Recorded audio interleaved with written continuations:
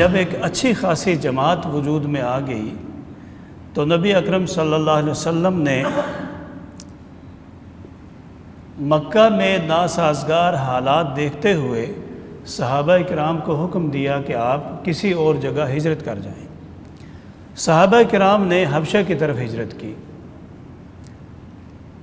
حبشہ آج کے دور کا ایتھوپیا ہے، جو اگر مکہ سے مغرب کی طرف جائیں تو جدہ سے بالکل پار، سمندر کے پار افریقہ کا ایریا شروع ہوتا ہے۔ وہ ایریا تھا جہاں صحابہ کرام تشریف لے گئے۔ پہلے چند تھوڑی سی تعداد میں گئے، پھر ایک واقعہ ہوا تو واپس آ گئے، پھر دوبارہ ہجرت اسی علاقے میں کی۔ وہاں نجاشی نام کا ایک بادشاہ تھا، عیسائی بادشاہ تھا، اور واقعی ایک اچھی فکر والا، اچھے ذہن والا، اچھے عقیدے والا آدمی تھا، عادل بادشاہ تھا۔ نبی اکرم صلی اللہ علیہ وسلم کے اس بادشاہ کے ساتھ روابط بھی تھے، وہ آپ کو جانتا بھی تھا۔ یہ وجہ کیا تھی؟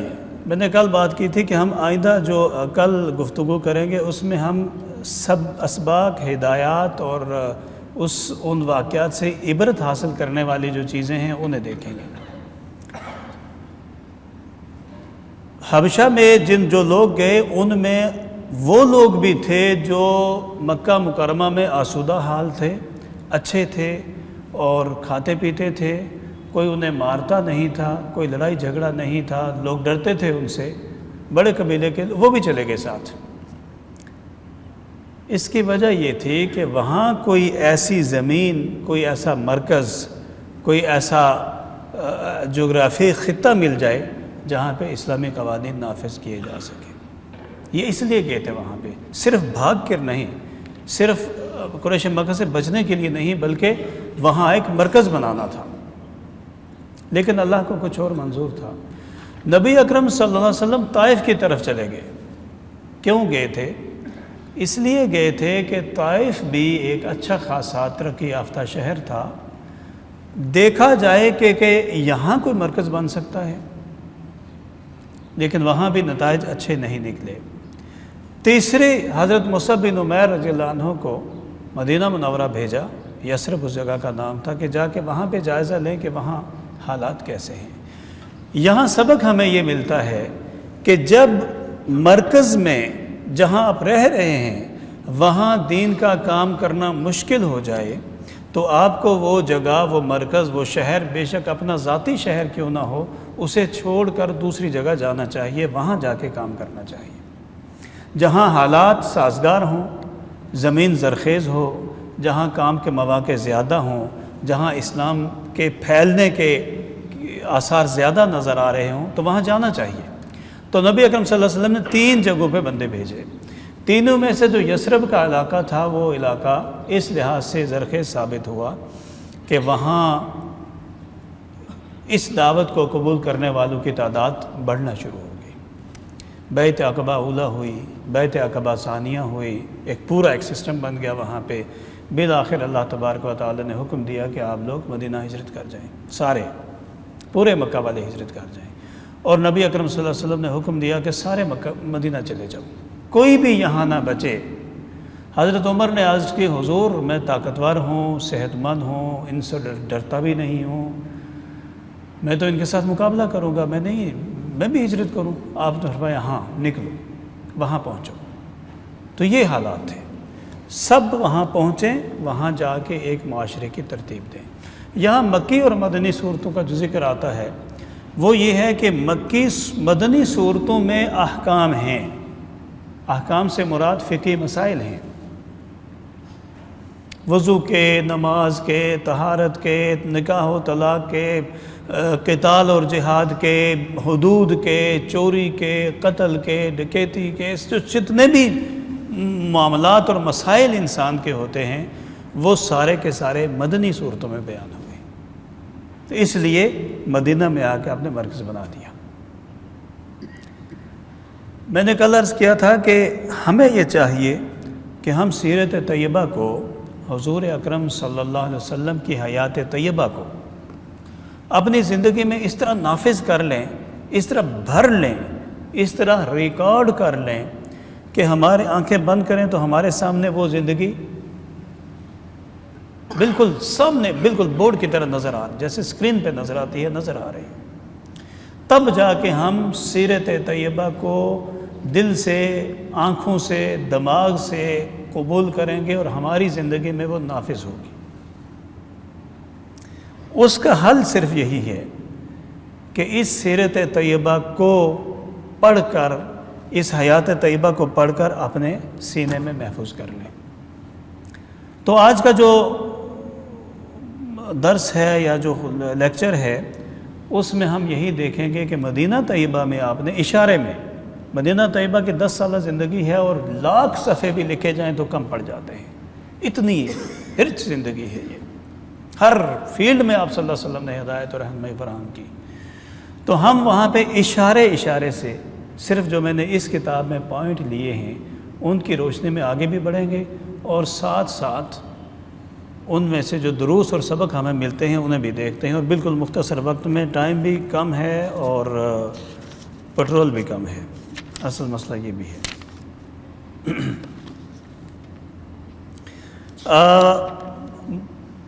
حضور صلی اللہ علیہ وسلم جب مکہ مکرمہ سے نکلے تو یقین کیجئے یہ ایک عجیب سا ایک فلسفہ تھا۔ آپ سوچیں گے کہ اسباب کے بغیر زندگی نہیں ہے۔ اللہ تبارک و تعالی اگر کن کہہ دے، کن فیکون، تو وہ چیز ہو جاتی ہے۔ لیکن یہاں کیوں نہیں کہا؟ نبی صلی اللہ علیہ وسلم کی زبان مبارک سے دعائیں نکلیں اور وہ عرش کا دروازہ نہ کھٹکھٹائیں، یہ کیسے ہو سکتا ہے؟ اللہ تبارک و تعالیٰ کی جو حکمت ہوتی ہے، جو قدرت ہوتی ہے، جو تقدیر ہوتی ہے، وہ الگ سے چل رہی ہے، اس کا ہمیں نہ علم ہے نہ خبر ہے، اور خود انبیاء کو بھی اس کی خبر نہیں ہوتی کہ آگے کیا ہونا ہے۔ آپ جب مکہ مکرمہ سے نکلے ہجرت کی رات کو تو مدینہ منورہ اس طرف تھا، آپ نے اس طرف رخ کر لیا، رات کو اس طرف چل پڑے، الٹی طرف چلے۔ مدینہ کا راستہ ادھر تھا، آپ نے اس طرف غار ثور میں جا کے پناہ لے لی۔ آپ میں سے بعض لوگوں نے غار ثور شاید دیکھا ہو، بڑی کٹھن، مشکل، اونچی پتھریلی پہاڑی ہے، اور وہاں پہ ایک اچھا صحت مند آدمی بھی، نوجوان بھی، کم بیش 3 گھنٹے تو لگائے گا اوپر جاتے ہوئے، پیدل اکیلا، اور پھر رات ہو، اونٹنے بھی ساتھ ہو، سامان بھی ہو۔ اب وہاں جا کے رہے اس چوٹی پر، اور لوگ ادھر تلاش کرتے رہے، اور وہاں پھر 3 دن اس غار کے اندر بھی رہے۔ یہ سب کیا تھا؟ پھر آپ نے جب وہاں سے ہجرت کی تو ہجرت مدینہ کے 2 راستے جو ہیں، وہ جو شاہراہ ہے ہجرت مکہ اور مدینہ کے درمیان، وہ اس وقت بھی تھا، آج بھی ہے، اور اسی نقشے پر جو موٹر وے بنی ہے مکہ مدینہ والی، اسی پہ بنی ہے۔ حضور صلی اللہ علیہ وسلم جس راستے سے گئے اور اریقت انہیں لے کے گیا، وہ راستہ وہ شاہراہ نہیں تھا، اس کے ساتھ ساتھ چل رہا تھا۔ کبھی وہ لے کے روڈ کراس کر کے ادھر ہو جاتا تھا، کبھی روڈ کراس کے ادھر ہو جاتا تھا۔ یہ حکمت تھی، یہ ہمیں بتایا جا رہا ہے، یہ ہمارے لیے اس میں ایک سبق ہے کہ دشمن کو کے ساتھ چال کیسے چلنی ہے، دشمن کو چکمہ کیسے دینا ہے، دشمن سے بچنا کیسے ہے، کون کون سے طریقے آپ اختیار کر سکتے ہیں جو آپ کو کرنے چاہیے۔ آپ کو جانا ادھر ہے، آپ ادھر جائیں۔ آپ نے سیدھا روڈ جا رہا ہے، نہ جائیں، الٹی طرف سے ہو کے چلے جائیں۔ آپ نے باراکو جانا ہے تو ادھر سے کشمیر ہائی وے سے نہ آپ جائیں، آپ پھر کے جا کے کھنا پل سے مڑ جائیں۔ یہ حکمت اس پورے واقعے میں بتائی گئی ہے۔ پھر راستے میں خیمہ آتا ہے، ام معبد کا خیمہ آتا ہے۔ یہ لمبی بات ہے، اگر میں یہ اس طرح آگے چلوں گا تو بات مشکل ہو جائے گی۔ وہاں پہ معجزہ ہوا، بکری کا معجزہ ہوا۔ آگے چلتے ہیں، آگے یقین کریں کہ ابو جہل نے 100 اونٹ انعام رکھا تھا جو ان دونوں کو پکڑ کے لائے گا، ابو بکر اور محمد صلی اللہ علیہ وسلم۔ اور جو آدمی حضور صلی اللہ علیہ وسلم نے گائیڈ رکھا تھا، عبداللہ ابن اریقت، وہ مسلمان نہیں تھا۔ اب اس میں ہمارے لیے کتنا بڑا سبق ہے۔ گائیڈ، رازدار، جاسوس 3 دن پہلے اس کو بتا دیا کہ فلاں رات ہم نے نکلنا ہے، تم آ جانا، 100 اونٹ انعام رکھا گیا ہے، اس کے باوجود بجائے اس کے کہ عبداللہ 100 اونٹ لیتا، اس نے وہ جو کمٹمنٹ تھی اسے پورا کیا اور لے کے مدینہ پہنچایا۔ اس میں سے ہمیں سبق یہ ملتا ہے کہ غیر مسلم اگر اعتماد کے قابل ہے تو اسے اس پر اعتماد کرنا چاہیے، اگر وہ فن کا ماہر ہے تو اس کے فن سے فائدہ اٹھانا چاہیے۔ وہ کھوجی تھا، راستوں کا جاننے والا تھا، جاسوس تھا، اس فن کا ماہر تھا، آپ نے فنان ترین آدمی کو سلیکٹ کیا، حالانکہ وہ غیر مسلم تھا، اور غیر مسلم نے بھی پورا بھرپور اعتماد کے ساتھ آپ کو وہاں پہنچایا۔ اچھا، راستے میں ایک قبیلہ ملا، ایک اور سبق ہے اس میں، دوس قبیلہ کے لوگ ملے راستے میں، مدینہ کی طرف آدھا راستہ کراس ہو گیا ہے۔ انہوں نے اسلام قبول کر لیا۔ دیکھیں، مکہ میں 13 سال لوگ اسلام قبول نہیں کر رہے، راستے میں ایک بندہ ملاقات کرتا ہے، اسلام قبول کر لیتا ہے، یا واقعی آپ تو سچے ہیں۔ پھر وہ اپنے قبیلے میں جاتا ہے، قبیلے سے جا کے کہتا ہے دیکھو جی میں تو ہو گیا ہوں مسلمان، یہ نبی ہے، میں ان پر ایمان لے آیا ہوں، سارا قبیلہ مسلمان ہو گیا۔ پیچھے کیا ہے، آگے کیا ہے؟ تندی یہ باد مخالف سے نہ گھبرا اے عقاب، یہ تو چلتی ہے تجھے اونچا اڑانے کے لیے۔ پیچھے جو جتنی بھی سختیاں تھیں نا، وہ ہجرت میں نکلتے ہوئے بالکل چھٹنا شروع ہو گئی، اور لوگ جوک در جوک اسلام میں داخل ہونا شروع ہو گئے۔ ایک آدھے گھنٹے کی ملاقات میں پورا قبیلہ مسلمان ہو گیا۔ اس قبیلے کے سردار نے عرض کی کہ حضور ہم آپ کے ساتھ مدینہ چلیں گے، یثرب چلیں گے۔ فرمایا نہیں، آپ نے نہیں جانا۔ یہاں ایک اور نکتہ ہے، مکہ والے سب کو مدینہ بلایا اور ان سے کہا کہ نہیں جانا، یہیں رہو، یہیں اپنی سوسائٹی بناؤ، یہاں اپنا سسٹم بناؤ، یہاں اپنا شہر بساؤ، یہاں اپنا نظام چلاؤ، جو ہدایت ہوں گے یہاں آپ کو پہنچیں گی۔ ایک دوسرا شہر آباد کر کے آگے نکل گئے، مسلمانوں کا شہر۔ یہ حکمت ہے، یہ دعوت کی حکمت ہے، جہاں بڑی اجتماعیت مل گئی وہاں اسی پہ اکتفا کیا جائے۔ آپ جب قباء پہنچتے ہیں تو یہ مدینہ کے راستے سے تھوڑا سا ہٹ کے جگہ بنتی ہے، لیکن آپ کو اللہ کی طرف سے حکم تھا تو آپ قباء تشریف لے گئے، قباء میں مسجد بنا دی، جمعہ کی نماز ہو گئی۔ یہ عروج ہے، یہ اب عروج شروع ہو گیا۔ یعنی پہلے ایک جو سمجھے تربیت ہو رہی تھی، ٹریننگ ہو رہی تھی، اب جب ہجرت کے بعد ٹریننگ کا مرحلہ چلا گیا، اب پھل پانے کا مرحلہ آ گیا۔ آپ کو پتہ ہے کہ سورہ یوسف وہ واحد سورہ مبارکہ ہے جو قرآن کریم میں قصے کے طور پہ نازل ہوئی ہے، باقی کوئی صورت قصے کے طور پہ نازل نہیں ہوئی۔ چھوٹے چھوٹے بوقت ضرورت، جہاں ضرورت تھی وہاں اللہ نے کوئی ٹکڑا نازل کر دیا ہے، موسیٰ علیہ السلام کا، عیسیٰ علیہ السلام کا، زکریہ علیہ السلام کا، یحییٰ علیہ السلام کا، 25 کے لگ بھگ پیغمبر ہیں جن کے واقعات قرآن کریم میں بار بار آئے ہیں۔ لیکن یوسف علیہ السلام کا پورا قصہ، پورا واقعہ اختصار کے ساتھ پوری سورہ مبارکہ اسی پہ نازل ہو گئی۔ یہ کیوں ہوئی تھی؟ اس میں حکمت کیا ہے؟ 13 عیسوی نبوت ہے، نبوت کا 13واں سال ہے، سورہ یوسف نازل ہو جاتی ہے۔ اہل مکہ اس کو سنتے ہیں، قریش اس کو پڑھتے ہیں، مسلمان اسے پڑھتے ہیں۔ ظاہر ہے کل میں نے عرض کیا کہ ہماری طرح نہیں پڑھتے تھے، وہ جو پڑھتے تھے وہ انہیں سمجھ آتا تھا سارا۔ یوسف علیہ السلام کا واقعہ جو ہے نا، اس واقعے کے نزول کو آپ صلی اللہ علیہ وسلم سمجھ گئے۔ ہمیں تو آج سمجھ آئی، پڑھ کے سمجھ آئی، کسی نے پڑھایا تو سمجھ آئی، لیکن جس ذات پہ نازل ہو رہا ہے ان کو سمجھ آ گئی، ساری بات ہی سمجھ آ گئی کہ ہونا کیا ہے میرے ساتھ۔ یوسف علیہ السلام کو بھائیوں نے حسد اور ضد میں آ کے کنویں میں ڈال دیا، کنویں سے آپ کو تاجروں نے اٹھایا اور بازار میں مصر میں بھیج دیا۔ مصر میں غلام کے طور پہ گئے اور عزیز مصر کی بیوی سے گڑبڑ ہو گئی، جیل میں چلے گئے اور جیل میں رہے، جیل سے اٹھے اور آ کے عزیز مصر کے وزیر خزانہ بن گئے۔ عزیز مصر جب چلا گیا تو عزیز مصر بن گئے، پورے مصر کے بادشاہ بن گئے۔ یہ واقعہ تھا۔ اب اس سارے واقعے کو 13 نبوی میں نازل فرما کے اللہ تبارک و تعالی نے اپنے حبیب کو بتا دیا تیرے ساتھ یہ سارا کچھ ہونے والا ہے، تجھے بھی تیرے رشتہ داروں نے یہاں سے نکالا ہے، تو بھی یہاں سے جا رہا ہے، لیکن ایک دن آئے گا کہ تو بھی ان کے اوپر بادشاہ بن کے آئے گا۔ اور وہ ہوا سارا کچھ۔ صرف 8 سال گزرے تھے کہ حضور صلی اللہ علیہ وسلم مکہ آپ کے قدموں میں تھا۔ یہ یقین کیجئے سورہ یوسف کو اگر آپ پڑھیں، ترجمہ پڑھیں اس کا، اور ذہن میں سیرت طیبہ کو رکھیں، ایسے لگتا ہے کہ 2 بھائیوں کا اکٹھا واقعہ جا رہا ہے۔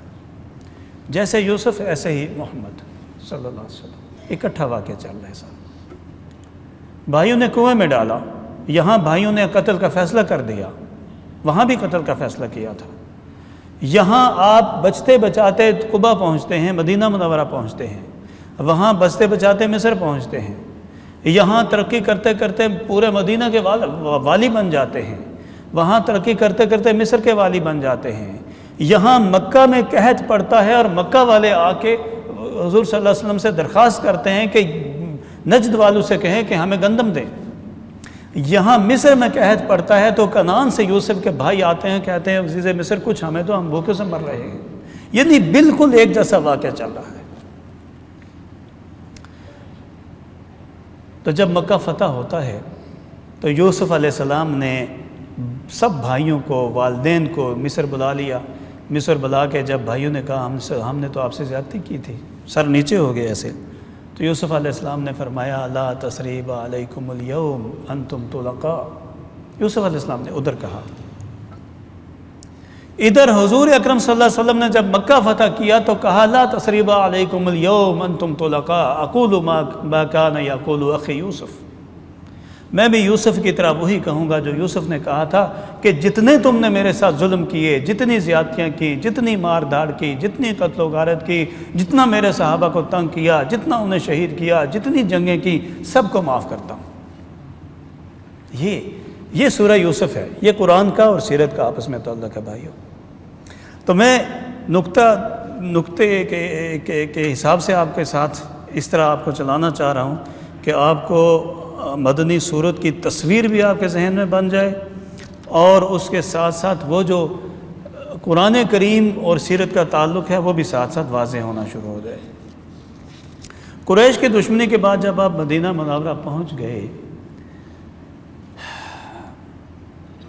تو حکومت مل گئی۔ اب بادشاہ کا لفظ استعمال کرنا اگرچہ مناسب نہ ہو، لیکن مکمل اقتدار آپ کے ہاتھ میں آ گیا۔ کیا ہوا؟ مکہ میں 3 بڑی طاقتیں رہتی تھیں۔ ایک یہودی تھے، دوسرے مشرکین تھے، اور تیسرے مسلمان تھے۔ 3 طاقتیں تھیں مدینہ میں۔ مسلمان چونکہ خود حضور اکرم صلی اللہ علیہ وسلم ہی کی جماعت کے تھے، اس لیے یہود اور اوس و خزرج کے مشرکین سے معاہدہ کرنا لازمی تھا۔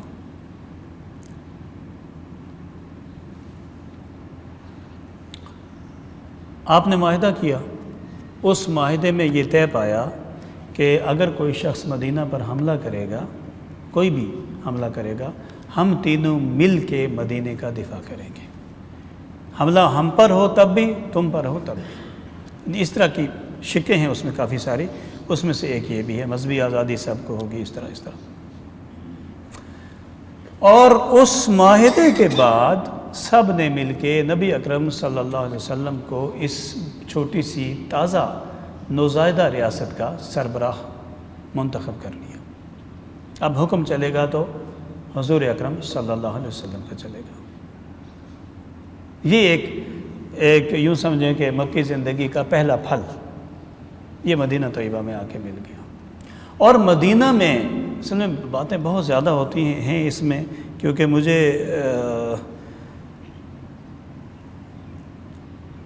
ناظر بھائی نے کہا ہے کہ صرف آج کا لیکچر ہے اور ہے بھی ابھی آدھا گھنٹہ بچ گیا ہے، اور یہ 7 لیکچرز کا نچوڑ ایک میں آدھے میں نکالنا ہے، اس لیے کئی باتیں مجھے درمیان میں چھوڑنی پڑیں گی، کئی سبق، سب کچھ ہی تقریباً آپ کو اشارے میں کراتا جاؤں گا۔ اور مجھے امید ہے کہ کل کی میری جو نصیحت تھی آپ کو اگر اچھی لگی ہو تو اس کو خود پڑھیے، اتنا ایمان تازہ ہوگا کہ یقین کیجیے آپ یوں سمجھیں گے کہ ہم اسی دور سے گزر رہے ہیں جس دور میں حضور صلی اللہ علیہ وسلم تھے۔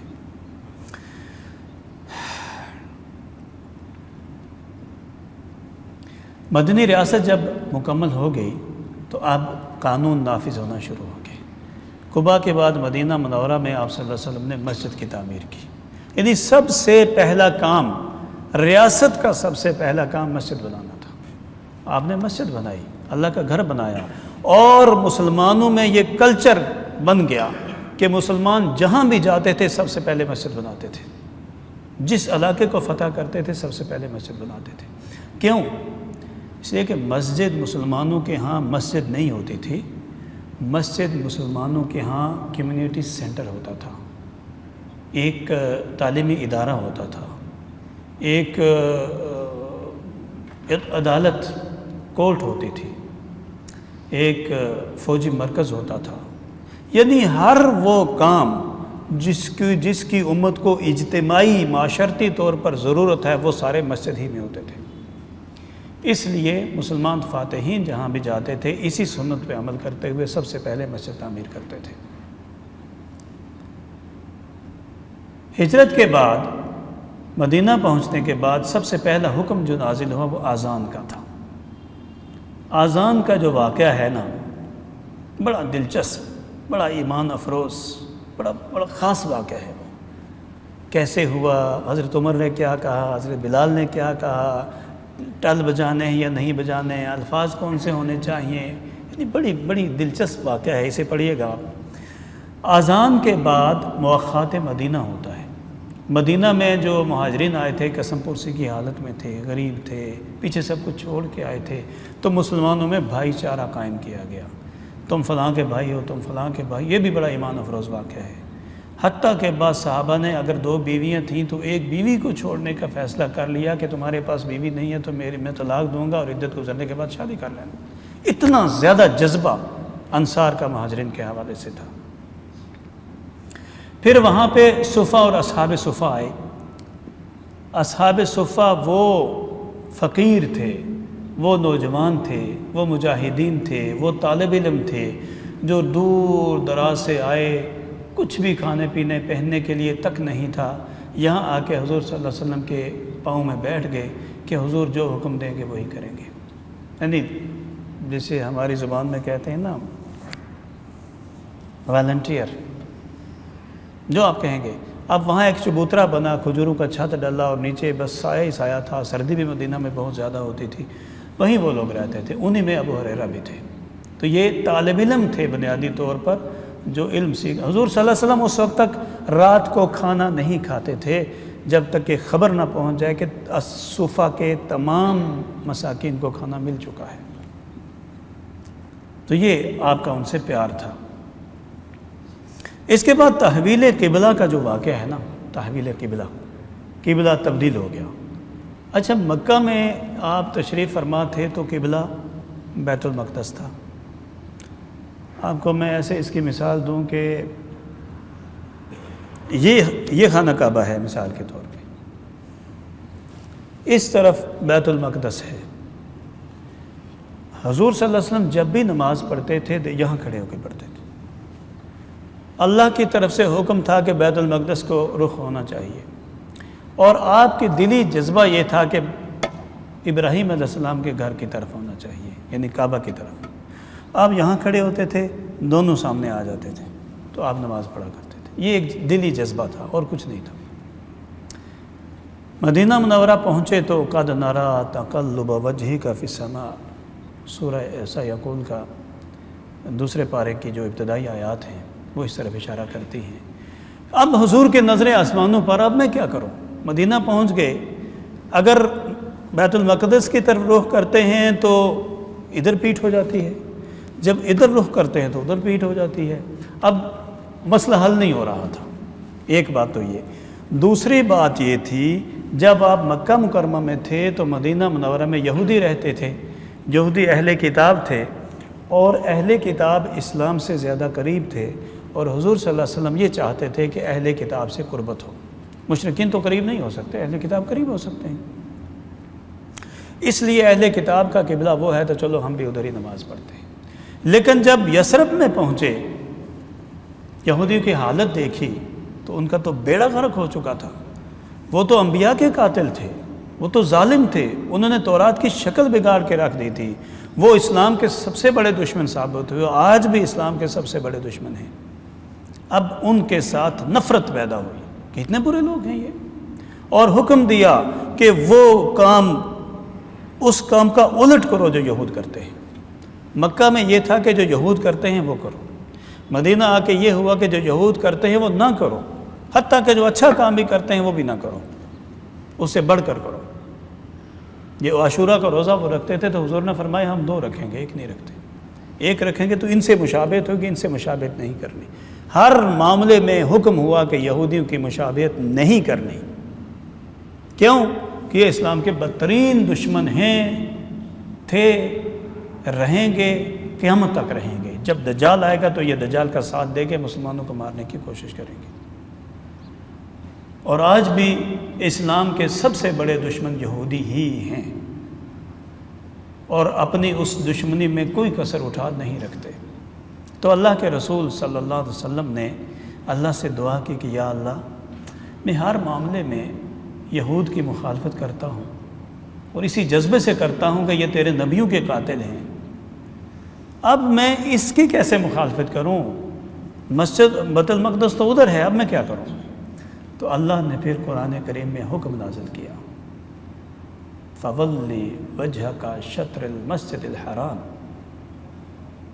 اب تم اپنا چہرہ مسجد حرام کی طرف موڑ دو۔ اب مسجد قبلتین ہے مدینہ منورہ میں، ہر وہ بند جو عمرہ کرنے گئے ہیں وہ انہوں نے وزٹ بھی کی ہے۔ مسجد قبلتین میں آپ نماز پڑھ رہے ہیں، آپ کا رخ عصر کی نماز ہے، رخ بیت المقدس کی طرف ہے، حکم نازل ہو گیا، آپ نے دوران نماز اپنا آپ چہرہ پھیر لیا، اور ساری صفیں جو آگے آگے تھیں وہ پیچھے چلی گئی۔ دوران نماز یہ فیصلہ ہوا تھا، اور صحابہ کرام کو جب پتہ چلا تو انہوں نے پرانے زمانے میں گاؤں دیہاتوں میں جس طرح آوازیں لگاتے تھے، ایک گھڑی سے دوسری گھڑی میں، دوسری سے تیسری گھڑی میں کرتے کرتے مسجد نبوی میں بات پہنچ گئی کہ اللہ نے حکم دے دیا ہے کہ اب آپ نے خانہ کعبہ کی طرف رخ کر کے نماز پڑھنا۔ یہ بڑا، اس واقعے میں بڑی حکمتیں ہیں۔ یہ جو حکمتیں ہیں نا کہ یہود کی مخالفت، اسلام کا مرکز، ابراہیم علیہ السلام کا مرکز، اسماعیل علیہ السلام کا مرکز، تمام ادیان کو اکٹھا کر کے دین اسلام کے اندر شامل کرنا ہے، اور اسی ایک دین کو آج اب قیامت تک رہنا ہے جو اللہ کا دین ہوگا۔ یہ اس سب کا اتفاق حرم پاک پہ ہوتا تھا، خانہ کعبہ کو بنایا گیا۔ مدینہ منورہ میں نبی اکرم صلی اللہ علیہ وسلم کے 3 بڑے دشمن تھے۔ مکہ میں کتنے تھے؟ 1، مدینہ میں 3۔ آپ یہ بھی آپ تصور کریں، مکہ میں تو وہی تھے نا جو قریش تھے، ابو جہل تھا، ابو لہب تھا، وہ ساری بیماریاں تھیں۔ مدینہ میں سب سے بڑے دشمن جو ثابت ہوئے وہ یہودی ہوئے۔ یہ 2، ایک تو یہودی ہو گئے، دوسرے منافقین ہو گئے جو عبداللہ بن ابی کے ساتھی تھے، اور وہ اسلام کے لیے انتہائی خطرناک ثابت ہوئے جو اندر کے بند کے مارتے تھے، اور تیسرے وہ قریش مکہ تھے جو وہاں صبر سے نہیں بیٹھ رہے تھے۔ 3 دشمن تھے، اس لیے مدینہ میں احتیاط زیادہ ضروری تھی۔ مدینہ میں 2 سن ہجری کو، یعنی جب دوسرا سال مدینہ آمد کا ہوا تو اللہ تبارک و تعالیٰ نے جہاد کا حکم دے دیا۔ کل میں نے عرض کیا تھا کہ مکہ میں مارے کھاتے تھے، سر نہیں اٹھاتے تھے، بالکل مار کھا کے چھپ جاتے تھے، بھاگ جاتے تھے، صبر کرتے تھے۔ مدینہ میں جب اللہ نے قوت دی تو ساتھ حکم بھی دے دیا، اذن للذین یقاتلون بانہم ظلموا وَإِنَّ اللَّهَ عَلَى نَصْرِهِمْ لَقَدِيرٌ، جن لوگوں سے لڑائی کی جا رہی ہے ان کو اب اجازت دے دی گئی ہے، قَاتِلُوهُمْ حَتَّى لَا تَكُونَ فِتْنَةٌ، ان سے لڑو، وَاقْتُلُوهُمْ، قتل کا لفظ ہے، قاف تا لام۔ یہ لوگ کہتے ہیں نہیں جی وہ تو نہیں ہے جی، تلوار نہیں ہونی چاہیے، جب بس دعوت دیں یہی جہاد ہے، بالکل ایسی بات نہیں ہے۔ حضور اکرم صلی اللہ علیہ وسلم کی رحلت کے بعد آپ کے گھر سے 9 تلواریں ملی تھیں، 9 تلواریں، اور کچھ نہیں ملا تھا، کوئی بینک بیلنس نہیں تھا، کوئی بیڈ نہیں تھے، کوئی کرسیاں نہیں تھیں، کوئی صوفے نہیں تھے، کوئی قالین نہیں تھے، کچھ بھی نہیں تھا، کیا تھا؟ تلواریں تھیں۔ اگر ایسی بات ہوتی تو حضور اکرم صلی اللہ علیہ وسلم سے زیادہ پرانی آیات کو ہم سمجھتے ہیں؟ نہیں۔ مکی زندگی میں جو اسلوب تھا وہ ٹھیک ہے تھا، مدنی زندگی میں واضح الفاظ آ رہے ہیں، قاتلوہم حتی لا تکون فتنہ، حرض المؤمنین علی القتال، مومنوں کو بھی ابھارو اس پر۔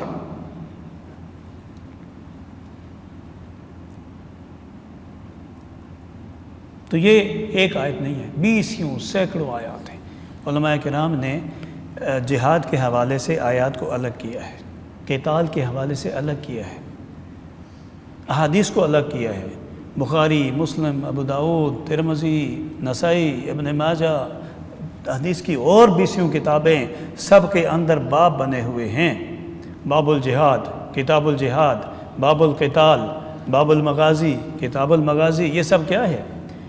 تو اس لیے یہ اس چیز کو اپنے ذہن میں رکھیے کہ جہاد کبھی ختم نہیں ہوا، نہ قیامت تک ہوگا۔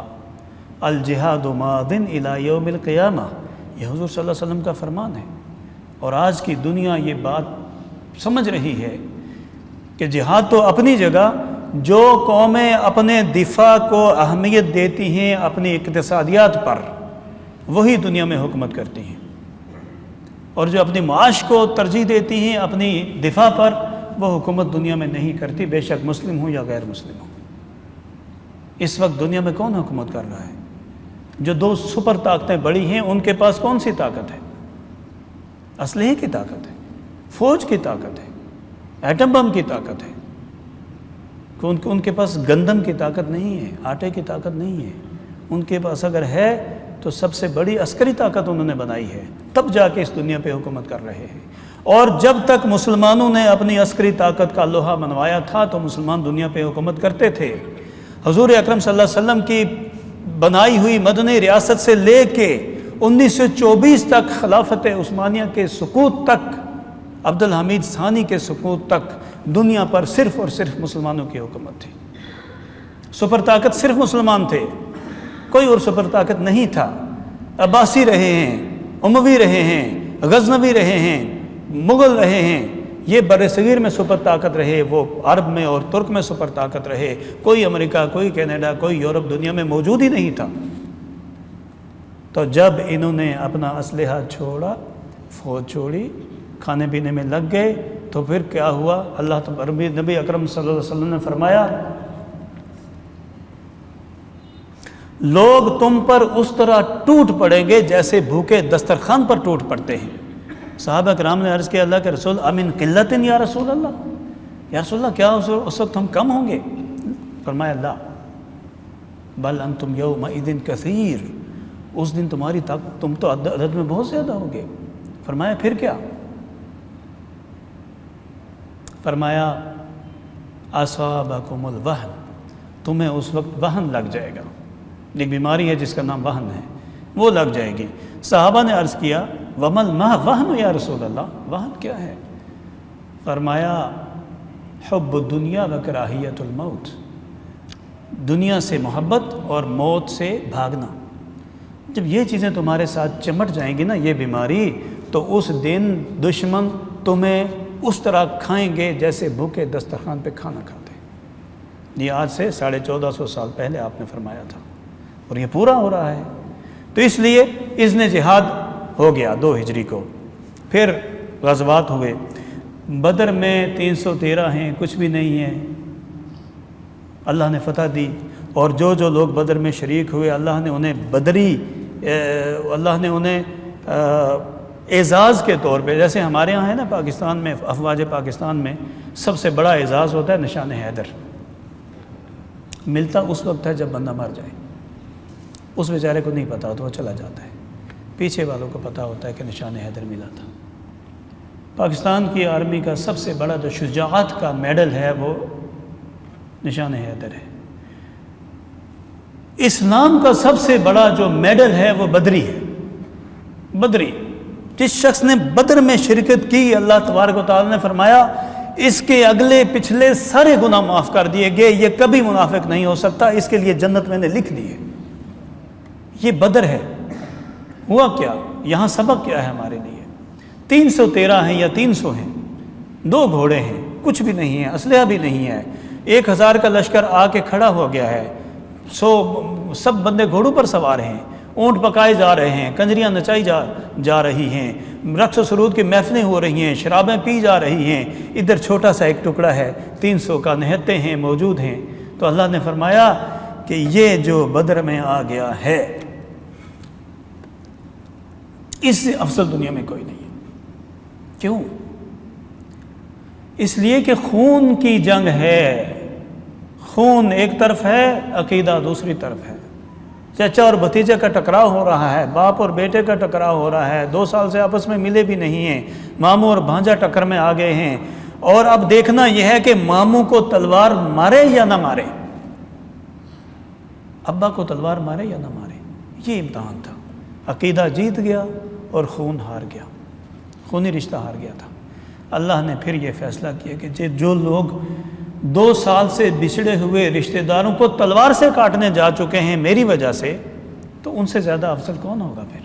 تو اللہ نے انہیں بدری کا لقب دیا، اور آخری بدری صحابی کے فوت ہونے تک صحابہ کرام میں افضل ترین وہی ہوتا تھا اور کوئی نہیں ہوتا تھا۔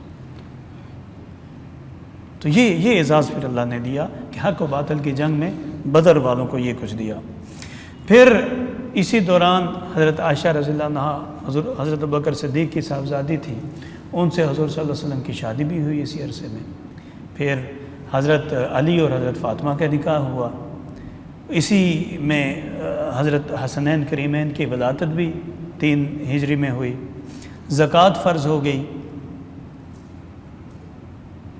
انما الصدقات للفقراء والمساکین والعاملین علیہا، یہ پوری آیت نازل ہوئی مدنی دور میں سورہ توبہ میں۔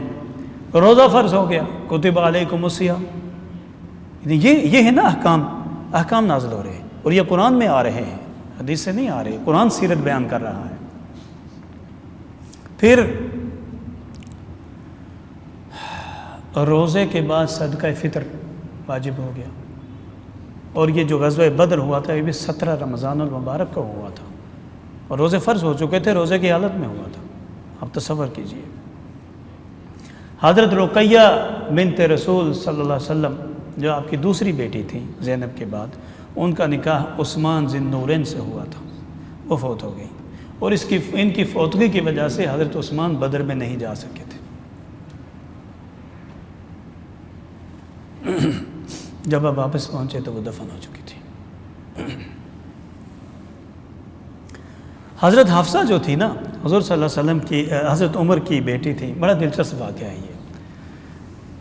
حضرت عمر، یہ سننے والی بات ہے، حضرت عمر رضی اللہ عنہ کی بیٹی حفصہ، ان کے شوہر بدر میں شہید ہوئے، بدری شہید، بدری زندہ بھی جو سب سے افضل ہے، تو بدری شہید کا کیا ہوگا؟ وہ تو افضل ترین ہو گیا نا۔ حضرت حفصہ بیوہ ہو گئی۔ حضرت عمر رضی اللہ عنہ جذباتی صحابی تھے، اور آج کے دور کی طرح نہیں ہے، عربوں میں اب بھی یہ ہے کہ اپنی بچی کا رشتہ جا کے کسی کو دے دیتے ہیں، کسی نوجوان اچھے کو دیکھا جا کے خود ہی دے دیتے ہیں، یہ نہیں ہے کہ اب آئے مانگے، ایسی بات نہیں ہوتی تھی۔ یہ جب بیوہ ہو گئی تو حضرت عمر پریشان ہو گئے، بچی بیوہ ہو گئی، اب میں کیا کروں؟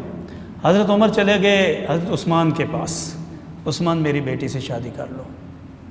حضرت عثمان کی بیوی رقیہ فوت ہو گئی تھی نا، وہ بھی اب ان کی بھی بیوی نہیں تھی، تو حضرت عمر نے کہا چلو اس کی بیوی فوت ہو گئی ہے، میں اس سے نکاح کروا دوں۔ عثمان نے غم سے نڈھال تھے، انہوں نے کہا نہیں میں نہیں کرتا ہوں۔ پھر دوسری بار گئے، حضرت عثمان سے اچھا کوئی نوجوان تھا ہی نہیں اس معاشرے میں، اول نمبر پہ چل رہے تھے، ظاہر کامل الحیاء والایمان، ایمان بھی کامل تھا اور حیا بھی کامل تھا۔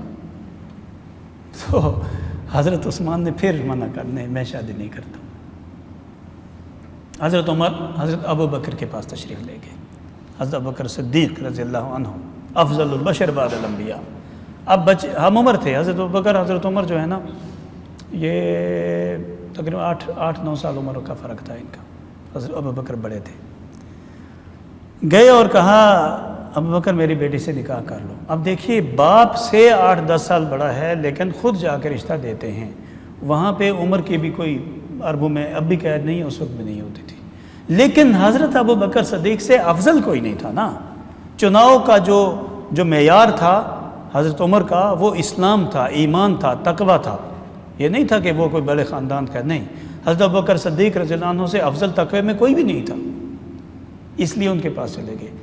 حضرت ابوبکر صدیق رضی اللہ عنہ نے عرض کی عمر مجھے اس کی حاجت نہیں ہے، میں نہیں کرنا چاہتا۔ اب حضرت عمر رضی اللہ عنہ کی چیخ نکل گئی، اونچی آواز سے رونا شروع کر دیا۔ حضرت عمر بہادر آدمی تھے لیکن اونچی آواز سے رونا شروع کر دیا۔ جب اونچی آواز سے روئے تو ظاہر ہے ایک بڑا آدمی اونچی آواز سے روتا ہے تو بات تو پھیل گئی، چیخیں دھاڑے مار مار کے روئے۔ حضرت بکر صدیق رضی اللہ عنہ نے فرمایا عمر کیا ہوا؟ بس کچھ نہ پوچھو، رونا شروع کر دیا۔ حضور صلی اللہ علیہ وسلم تشریف لے آئے، پوچھا عمر کیا ہے؟ عمر نے روتے روتے کہا اس کو کہا شادی کر نہیں کرتا، اس کو کہا شادی کر نہیں کرتا، میں اس بیوہ بچے کو کہاں لے کے جاؤں؟ غصے سے۔ تو حضور نے بڑا تاریخی جملہ فرمایا، حضور نے فرمایا تیری بیٹی سے وہ شادی کرے گا جو ان دونوں سے افضل ہوگا۔ اب تصور کریں، تیری بیٹی سے وہ شادی کرے گا جو ان دونوں سے افضل ہوگا، اور عثمان اس سے شادی کرے گا جو تیری بیٹے سے افضل ہوگی۔ عثمان کا بھی فیصلہ کر لیا، اپنا بھی فیصلہ کر لیا۔ اب حضرت عمر چپ، سمجھ بھی بات نہ آئی کہ یہ کیا کہہ دیا۔ کچھ دن گزرے تو حضور صلی اللہ علیہ وسلم نے خود پیغام نکاح عمر کو بھیجا کہ میں آپ کی بیٹی سے نکاح کروں گا۔ یہ وہ اعزاز ہے جو حضور عمر کو دینا چاہ رہے تھے کہ عمر کی قربانیاں تھیں اسلام کے لیے، صرف قربانیاں نہیں بلکہ فرمایا کہ میرے بعد نبی ہوتا تو عمر ہوتا۔ اور حضرت عمر کے جو فیصلے ہیں، جو آپ کی انفرادیت ہے، جو آپ کے امتیازات ہیں، وہ تو بنی نوع انسان میں سے کسی کو نہیں ملے۔ حضور صلی اللہ علیہ وسلم کے بعد جو مدبر ترین شخص دنیا میں گزرا ہے حضرت عمر ہے۔ تو حضرت عمر کو اعزاز دینے کے لیے کہ ابوبکر اگر شادی نہیں کرتا کوئی مسئلہ نہیں، تیری بیٹی کو میں ام المومنین بناؤں گا، ام المومنین بنا دیا۔ اور حضرت عثمان کو اپنی بیٹی ام کلثوم دے دی، اس وجہ سے حضرت عثمان کو ذی النورین کا لقب ملا، دو نوروں والا۔ تو یہ حکمتیں ہیں برادران اسلام، یہ معاشرے کو چلانے کے طریقے ہیں۔ یہ کسی کو اعزاز بخشنا ہے، کسی سے رشتہ کر کے اعزاز بخشا جاتا ہے، کسی کو رشتہ دے کے اعزاز بخشا جاتا ہے، برادریاں بنائی جاتی ہیں، اور یہ آج تک یہ سلسلہ چلتا آ رہا ہے۔ یہ بڑے لمبے اس حوالے سے واقعات ہیں۔ تو غزوہ احد ہوا، اس کے بعد قریش نے جان نہیں چھوڑی، پھر آگے تو غزوہ احد میں صحابہ کرام نے وہ جو پہاڑی پہ چڑھ کے یہ کہا تھا کہ تمہاری بوٹیاں بھی اگر پرندے تمہارے سر کے اوپر سے نوچ لیں تم نے یہاں سے ہلنا نہیں ہے۔ صحابہ کرام نے سوچا کہ فتح ہو چکی ہے تو نیچے اتر گئے۔ اب نیچے اترے تو پیچھے سے خالد بن ولید آیا اور پہاڑی کے اوپر وار کیا اور اوپر چڑھ گیا، اوپر چڑھ کے 70 صحابہ کو نیچے شہید کر دیا۔ حالانکہ جنگ 100% جیتی ہوئی تھی، 100%، وہ تو بھاگ گئے تھے، لیکن خالد بن ولید اس وقت کافروں کے ساتھ تھے اور انہوں نے پاسا پلٹ دیا۔ وجہ کیا ہوئی؟ وجہ یہ ہوئی تھی کہ جب نبی نے حکم دیا کہ پہاڑی نہیں چھوڑنی تو آپ نے پہاڑی کیوں چھوڑی؟ تو اللہ نے سزا دی تھی، اور جیتی ہوئی جنگ مدینہ میں کوہرام مچ گیا، بڑے بڑے صحابہ شہید ہو گئے، حضرت حمزہ جیسے شہید ہو گئے، اور ہندا نے کلیجہ نکال کے چبا لیا آپ کا۔ یہ سارا کچھ سبق اس میں یہ ہے، جب کمانڈر کمان دے دیتا ہے تو اس سے پھر 1 انچ بھی سپاہیوں کو پیچھے نہیں ہٹنا چاہیے، کیونکہ اس نے جو سوچا ہوتا ہے وہ ٹھیک سوچا ہوتا ہے۔ اچھا، غزوہ احد کے بعد قانون وراثت نازل ہوئے، اس سے پہلے نہیں تھی، وراثت کے سارے قوانین نازل ہو گئے۔ پھر حرمت شراب نازل ہوئی، شراب پہلے حرام نہیں تھا، پھر شراب کا حکم نازل ہوا۔ इन्नमल खम्र वल मैसिर वल अंसाब वल अज़लाम रिज्सुम मिन अमल शैतान। ये है ना कुरान और सीरत जो साथ साथ चलते हैं, ये है वो सारा कुछ। फिर सुमामा का वाक़या है बड़ा दिलचस्प। सुमामा बिन असाल, ये नजद से आए थे। उफ, ऐसा सरदार दुनिया ने नहीं देखा होगा। ये वाक़या पढ़ने वाला है। सुमामा बिन असाल का वाक़या ना नेट से भी मिल जाता है, यूट्यूब में एक उसके ड्रामाई अंदाज में भी मौजूद है, इस किताब में भी मौजूद है, सारी किताबों में मौजूद है, पढ़िएगा। बड़ा ईमान अफरोज़ वाक़या है। नहीं ऐसे टाइम 6:30 हो गए और मेरे पास बहुत कुछ है, और कल मेरी क्लास नहीं होगी, आज ही है जो कुछ है, असल बात ही है। तो इसके बाद मुख्तसर ये करता हूँ कि हुज़ूर सल्लल्लाहु अलैहि वसल्लम की एक तस्वीर मैंने एक जो है ना, एक आपकी जो वाक़यात और जो हालात से आप गुज़रे, वो सारे मैं आपके जहन नशीन नहीं करा सकता, इशारे दे सकता हूँ ताकि आप उनको जहन में ख़ुद जहन नशीन करें। हज़रत ज़ैनब बिन्त जहश जो थी ना, हुज़ूर सल्लल्लाहु अलैहि वसल्लम की फूफीज़ाद बेटी थी। हज़रत ज़ैनब का ख़ुद आपने निकाह ज़ैद से कराया था। ज़ैद के साथ निभा नहीं हुआ। हज़रत ज़ैनब के अहले खाना अगरचे मुसलमान थे, सहाबा किराम थे, सहाबिया थी, लेकिन वो कहती थी कि ज़ैद जो हैं वो ग़ुलाम हैं, ग़ुलाम, और हम अशरफ तरीन हैं, अशरफ तरीन। एक होता है ना अशराफिया, एक अशराफिया नहीं, अशराफिया से भी ऊपर। उस कबीले की खातून इस ग़ुलाम से ब्याह है, ये गुजारा नहीं हो सकता, रिश्ता नहीं चल सका।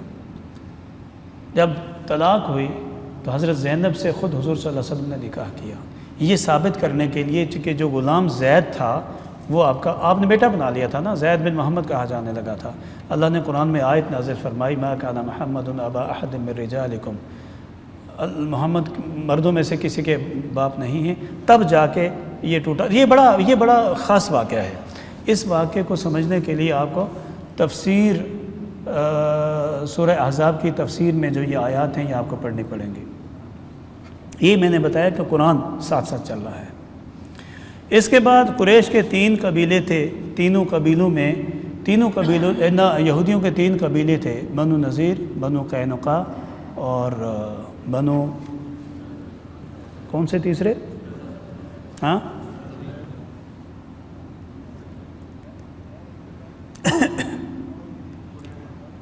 बनु कुरैज़ा जो थे ना, मुझे आसमान से आवाज़ आई है बनु कुरैज़ा, तो दूर से कोई बोला है। बनु कुरैज़ा जो थे ना, इन तीनों कबीलों में से सारे नबी सल्लल्लाहु अलैहि वसल्लम के दुश्मन थे और सबको आपने सज़ाएँ दी, सबको मदीना से निकाला और सारे जाके खैबर में बसे। फिर खैबर में जाकर वहाँ से उनको निकाला, इनको पूरे जज़ीरा अरब से बाहर निकाला और उसका बदला लेने के लिए यहूदी अब आज इस वक्त कोशिश कर रहे हैं कि हम खैबर दोबारा आएंगे, यसरब दोबारा आएंगे। अभी भी यानी 1400-1450 साल तक वो इसको भूले नहीं हैं, वो वापस आने की कोशिश कर रहे हैं और तबूक के थोड़ा सा पीछे तक पहुंच भी चुके हैं और उनकी कोशिश है कि वो आएँ और उनकी तैयारी बहरहाल पूरी है और वो आ सकते हैं। मुसलमान इस काबिल नहीं है कि उनको रोक सकें, लेकिन अल्लाह की हिकमत गालिब आएगी और मदीना में वो नहीं आएंगे। ये बिशारात हुज़ूर सल्लल्लाहु अलैहि वसल्लम दे चुके हैं। तो इनको निकाला। 6000 लोग हज़रत साद बिन अबी वक़ास ने, ये इन्होंने ग़ज़वा अहज़ाब में बदअहदी की थी, काफ़िरों का साथ दिया था और उस सज़ा के तौर पे फिर ग़ज़वा बनी कुरैज़ा हुआ। यानी ये लंबे वाक़यात हैं। उस ग़ज़वे में जब हुज़ूर सल्लल्लाहु अलैहि वसल्लम उनसे माहिदा करने गए तो एक यहूदी सरदार ने दूसरों को इशारा किया कि दीवार के नीचे हुज़ूर पाक बैठे हैं, ऊपर से जाके एक चक्की का पत्थर पड़ा वो नीचे फेंको, इस बंदे का काम तो तमाम करो। तो अल्लाह ने वही के ज़रिए हुज़ूर सल्लल्लाहु अलैहि वसल्लम को बता दिया और हुज़ूर वहाँ से जल्दी से उठे और वापस मदीना पहुँचे। इन लोगों से वहाँ से जाके लश्कर लेके आए थे और इन्हें मारा था। तो यहूदियों ने मदीना में सबसे ज़्यादा नुकसान किया। इसके बाद नुकसान किया मुनाफिकीन ने। अब्दुल्ला बिन उबई ग़ज़वा उहद से बंदे लेके वापस आ गया था। और ये कुरान इस पर तबसरे किए जा रहा है। आज के दौर में भी हम इसी तरह के वाक़यात से गुज़र रहे हैं। काफिर, मुनाफिक, यहूदी उसी तरह मुसलमानों के दुश्मन हैं और मुसलमानों के सफ़ों में बैठे हुए हैं। तीसरे जो अहम बात आपके सामने रखना थी वो थी गुस्ताख़ रसूल वाला वाक़या। मक्की ज़िंदगी में गुस्ताखी बहुत ज़्यादा हुई, آپ نے جواب نہیں دیا۔ مدنی زندگی میں حکومت ملنے کے بعد جس نے گستاخی کی اس کا گلا کاٹ دیا گیا۔ یہ واقعات ہیں۔ کعب بن اشرف ایک یہودی تھا، وہ بدتمیزی کرتا تھا، بکواس کرتا تھا، حضور صلی اللہ علیہ وسلم کی حجب کرتا تھا، مسلمان خواتین پر آوازیں کستا تھا، اس نے کچھ لونڈے اپنے ساتھ رکھے ہوئے تھے۔ حضور صلی اللہ علیہ وسلم نے حکم دیا تھا، اور محمد بن مسلمہ ایک صحابی ہیں، انہوں نے جا کے اس کا سر کاٹا تھا، رات کو سر کاٹ کے ساتھ لے گئے تھے۔ پھر ایک دو گانے وہ کیا نام ہے اس کا، لونڈ جو گانے والی ہوتی ہے، خواتین جو ہوتی تھی اس دور میں، وہ گانے گاتی تھیں حضور صلی اللہ علیہ وسلم کی حجب میں، ان کو صحابہ کرام نے مارا۔ ایک صحابی تھے ام مکتوم، وہ نابینا صحابی تھے، ان کی ایک باندی تھی، زرخری جو ہوتی ہے، اس کے بطن سے ان کے 2 بچیاں بھی تھے، اور وہ نابینا تھے، لیکن وہ بکواس کرتی تھی، حضور صلی اللہ علیہ وسلم کی شان میں گستاخی کرتی تھی۔ ایک رات جب ان سے برداشت نہ ہوا تو نابینے تھے، انہوں نے سے خنجر تلاش کیا اندھیرے میں کہیں، اور اس کے پیٹ میں مارا اور کمر سے باہر نکال دیا، مار دیا اس کو۔ فجر کی نماز میں آئے، مار کے آئے، فجر کی نماز میں آئے تو حضور صلی اللہ علیہ وسلم کو اللہ تبارک و تعالیٰ نے وحی کے ذریعے بتا دیا کہ آج رات یہ واقعہ ہوا ہے۔ تو حضور نے فرمایا آج رات کوئی خاص واقعہ ہوا ہے، کوئی بتائے گا؟ سارے خاموش۔ وہ نابینا صحابی اٹھے اور کامتے کامتے اٹھے، کہا حضور میں نے یہ کام کیا ہے، اب میری جو سزا آپ دینا چاہیں دے دیں، میں تو کر آیا ہوں۔ فرمایا ان دمہا حدر، اس کا خون معاف ہے۔ کیوں؟ گستاخی کرتی تھی۔ پھر خانہ کعبہ مکہ فتح ہو گیا، فتح مکہ کے دن آپ نے فرمایا 9 آدمی ہیں جن کو مارا جائے گا، انہیں معاف نہیں کیا جائے گا، بے شک یہ خانہ کعبہ کا پردہ بھی پکڑ کے کھڑے ہو جائیں نا، توبہ کریں، ان کو مار دو۔ صحابہ کو حکم دے دیا۔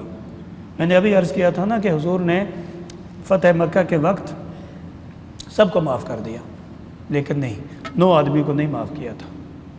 کیوں؟ اس لیے کہ وہ گستاخ رسول تھے، اور جو شخص مدنی زندگی کے بعد گستاخی رسول کرے اسے مار دو۔ حضرت عمر نے حضور صلی اللہ علیہ وسلم کے سامنے ایک بندے کو مار دیا تھا، وجہ کیا تھی؟ گستاخ رسول تھا۔ تو یہ ایک لائیو سبجیکٹ ہے، اس کو اگر آپ پڑھیں، تسلی سے پڑھیں، کہ اس کی یہ نہیں کہا جائے گا کہ یہاں ہر کوئی کسی کو اٹھ کے مارتا پھرے، یہ بھی نہیں ہے۔ اسلامی ملک ہو، اسلامی قوانین ہو، عدالتیں ہوں، برادریاں ہوں، کنبے ہوں، نظام ہو، تو پھر خام خواہ ہاتھ اٹھانا اور کسی کو مارنا قتل ہی تصور ہوتا ہے۔ لیکن اس وقت حضور صلی اللہ علیہ وسلم کی ذات اقدس موقع پہ موجود تھی، اور آپ کو اللہ وحی کے ذریعے بتا دیتا تھا کہ اس نے ایسے کیا، اسے مار دو۔ جذبات یہی ہیں کہ جو گستاخی کرے اس کو چھوڑنا نہیں چاہیے۔ یہ اس کتاب کے اندر اس کے اوپر پورا ایک چیپٹر ہے گستاخ رسول پر، وہ آپ کو مل سکتا ہے اس میں۔ پھر آپ نے شاہان عالم کو خط لکھے، ساری دنیا میں خط بھیجے، تبلیغی وفود بھیجے، اس سے یہ ثابت کیا کہ نبی اکرم صلی اللہ علیہ وسلم تمام جہانوں کے نبی ہیں، صرف مکہ یا مدینہ کے نہیں ہیں۔ فارس میں بھیجا، روم میں بھیجا، بحرین میں بھیجا، یمن میں بھیجا، صحابہ کرام کو خط دے کے بھیجا تھا۔ یہ تبلیغی وفود، یہ پوری تفصیل اس میں موجود ہے، آپ اس میں پڑھ سکتے ہیں کہ خط لکھا ہوتا تھا کہ محمد صلی اللہ علیہ وسلم کی طرف سے فلاں بادشاہ کو، جن جن بادشاہوں کو خط لکھے ان کے نام بھی آتے ہیں۔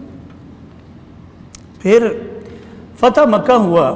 فتح مکہ سے پہلے آپ چلے گئے، آخری بات کروں گا کیونکہ باتیں تو بہت زیادہ ہیں لیکن ٹائم ختم ہو چکا ہے۔ آپ عمرہ کے لیے گئے، جب حدیبیہ میں پہنچے تو قریش مکہ نے کہا ہم تمہیں عمرے کی اجازت نہیں دیں گے۔ بڑی بحث مباحثہ ہوا، یہ سارا کچھ ہوا۔ وہاں پہ صلح حدیبیہ کے نام کا معاہدہ ہوا۔ وہ معاہدہ بظاہر مسلمان اس میں نیچے لگے ہوئے تھے، صحابہ کرام اس کو تسلیم نہیں کر رہے تھے کہ ہم نیچے تو لگتے ہی نہیں ہیں، یہ کیا، اس میں بھی ہماری ہار، اس میں بھی ہار، اس میں بھی۔ حضور صلی اللہ علیہ وسلم کو اللہ تبارک و تعالیٰ نے وحی کے ذریعے بتایا اِنَّا فَتَحْنَا لَكَ فَتْحًا مُبِينًا، یہ حدیبیہ تمہارے لیے فتح کا پیغام ہے، شکست کا نہیں ہے۔ پھر صحابہ کرام کو ڈھارس بندی اور خوش ہوئے اور بات مان لی۔ حدیبیہ سے واپس آئے، 1400 صحابہ تھے، حکم ہوا سیدھے چلے جاؤ خیبر میں جا کے یہودی پہ حملہ کر دو۔ یہودیوں کو تہس نہس کر دیا جو وہاں سے اتنا مال و اسباب آیا جس کا تصور نہیں کیا جا سکتا. وہاں سے مدینہ پہنچے اور کچھ عرصے بعد آپ صلی اللہ علیہ وسلم جب کہیں جاتے تھے جنگ کے لیے کسی بھی حوالے سے تو صحابہ کرام کو بتا دیتے تھے کہ فلاں جگہ جانا ہے. اب حکم ہوا جی تیاری کرو. کدھر تیاری کرو بتایا نہیں, خاموشی سے تیاری کی. تیاری کر کے 10,000 لوگوں کو لیا اور ایک طرف سفر شروع کر دیا. پتہ نہیں کہاں جا رہے ہیں, صحابہ کو پتہ ہی نہیں ہے کہاں جا رہے ہیں, اور نبی صلی اللہ علیہ وسلم کہیں اور صحابہ نہ جائیں, یہ ہو نہیں سکتا تھا. چل پڑے. یہ لشکر مکہ کی طرف رواں تھا. اور آخری یہ میں اختصار کے ساتھ کچھ باتیں کہہ رہا ہوں, بعض باتیں ایسی بھی ہیں جو شاید ٹھیک نہ بھی ہوں. مکہ کے قریبی پہاڑوں کے اوپر جب آپ پہنچے نا تو آپ نے لشکر کو 3 حصوں میں تقسیم کر دیا. 3 حصے ہو گئے لشکر کے, تینوں پہاڑوں پہ چلے گئے. ابو سفیان کو کچھ ٹسل تھی کہ کوئی معاملہ گڑبڑ ہو رہا ہے, اندر کی بات کا پتہ نہیں تھا. آپ نے 10,000 کے لشکر کو کہا کہ سب لوگ رات کو آگ جلائیں, ہر شخص اپنی اپنی آگ جلائیں. یہ کیا حکمت ہے؟ اس وقت تو لوگوں کو پتہ نہیں تھا کہ اس کی کیا حکمت ہے. اب پورے پہاڑ کے اوپر آگ جل رہی ہے رات کو, رات ہے, پورا پہاڑ آگ ہی آگ ہے. اس پہاڑ پہ آگ ہے, اس پہاڑ کے آگ, اس پہاڑ پہ آگ. اہل مکہ دیکھ رہے ہیں یہ کیا ہو رہا ہے. یعنی تھوڑا خوف نہیں ہوگا, یہ بہت بڑا خوف ہوگا کہ اچانک رات پہاڑوں پہ آگ جل رہی ہے. آپ نے اپنے جاسوس بھیجے, مکہ والوں کی خبر لی, پتہ چلا. ابو سفیان نکل کے باہر آ گئے, اس وقت کافر تھے, تو ظاہر مکہ کے سردار بھی وہی تھے. یہ بھی ایک واقعہ ہے کہ کس طرح اسلام قبول کیا پھر انہوں نے. تو اس طرح ایسے حالات پیدا کر کے آپ صلی اللہ علیہ وسلم نے صبح کے وقت مکہ والوں کو پیغام بھیجا, جو اپنے گھر کے اندر رہے گا اسے کچھ نہیں کہا جائے گا, جو حرم پاک میں رہے گا اسے کچھ نہیں کہا جائے گا, جو ابو سفیان کے گھر میں رہے گا اسے بھی کچھ نہیں کہا جائے گا, جو آگے تلوار لے کے آئے گا تو وہ تو پھر لڑے گا. سارے لوگ چھپ گئے. اب فاتحانہ انداز میں 8 سال پہلے جس جگہ سے چھپ کے نکلے تھے اسی جگہ پہ 8 سال کے بعد آپ فاتحانہ داخل ہوتے ہیں. اونٹنی کے اوپر سر مبارک اتنا جھکا ہوتا ہے کہ تھوڑی سینے کو ٹکر رہی ہوتی ہے, کوہان کے اوپر سر لگا ہوتا ہے, اللہ کا شکر ادا کرتے ہوئے داخل ہوتے ہیں. وہ شخص جس نے خانہ کعبہ میں داخل ہونے کے لیے آپ کو چابیاں نہیں دی تھیں وہ گرفتار ہو کے سامنے موجود ہوتا ہے, چابیوں کا ڈھیر سامنے پڑا ہوتا ہے, خانہ کعبہ کی چابیاں مل گئی. یہ ہوتی ہے فتح. یہ وہ خواب ہے جو یوسف علیہ السلام کو آیا تھا اور بادشاہ بنے تھے. یہ وہ یوسف علیہ السلام کی خواب بھی, اور آپ کا کس لیے کہ وہ ایمان نہیں ہے. آج بھی اگر ہو ابراہیم کا ایمان پیدا تو آگ کر سکتی ہے انداز گلستان پیدا, فضائے بدر پیدا کر فرشتے تیری نصرت کو اتر سکتے ہیں گردوں سے قطار اندر قطار اب بھی. تو یہ تو نہیں ہے نا. جس دن ہمارے اندر یہ جذبہ پیدا ہو جائے گا اس دن مکی زندگی بھی ہم جی لیں گے, مدنی زندگی بھی ہم جی لیں گے, اور فتح بھی ہماری ہوگی. لیکن اگر یہ سب کچھ نہیں کر سکے تو کچھ نہیں ہوگا. یہ وہ مختصر سی تصویر تھی اس سیرت طیبہ کی جو میں آپ کے سامنے رکھنا چاہ رہا تھا. سیرت کے البم سے یہ تصویر ہے. آپ اس تصویر کو مزید گہرائی سے اگر دیکھنا چاہتے ہیں تو پھر آپ کو کوئی نہ کوئی کتاب ضرور پڑھنی چاہیے, تب جا کے آپ کو پتہ چلے گا کہ اسلام نافذ کیسے ہوتا ہے, آتا کیسے ہے, پھیلتا کیسے ہے, ہمیں کرنا کیا چاہیے. کیا صرف نماز روزہ حج زکوٰۃ فرض ہیں یا اس کے علاوہ بھی کچھ ہمارے اوپر ہے؟ کیا نبی اکرم صلی اللہ علیہ وسلم صرف حج نماز روزہ کرتے تھے یا کچھ اور بھی کرتے تھے؟ آپ نے زندگی میں کیا کر کے دکھایا, صحابہ نے کیا کر کے دکھایا؟ یہ آپ آج کا ہمارا یہ میسج ہے کہ اس کو اپنے اوپر نافذ کریں. اللہ تبارک و تعالی ہمیں دین اسلام کو سمجھنے, اس پر عمل کرنے کی توفیق عطا فرمائے, اور نبی اکرم صلی اللہ علیہ وسلم کی محبت کو صحیح معنی میں ہمیں نصیب فرمائے. وآخر دعوانا الحمدللہ.